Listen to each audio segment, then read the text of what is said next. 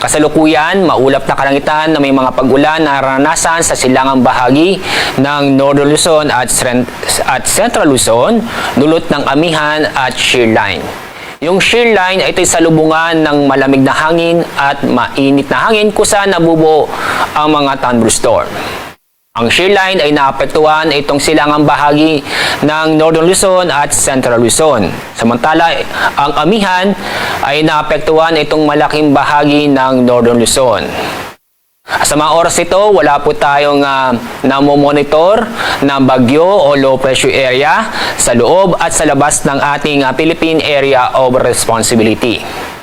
Itong shear line at amihan ay patuloy na makakapekto sa malaking bahagi ng Northern Luzon bukas. Pero inaasahan po natin ang shear line ay kikilos patimog at aabot sa silangang bahagi ng Southern Luzon pagdating ng linggo. Dahil sa inaasahan po natin ang paglakas ng amihan. Itong amihan ay inaasahang maapektuhan itong malaking bahagi ng Luzon sa araw ng linggo. Kaya makakaranas po tayo ng malamig na panahon dito sa Metro Manila.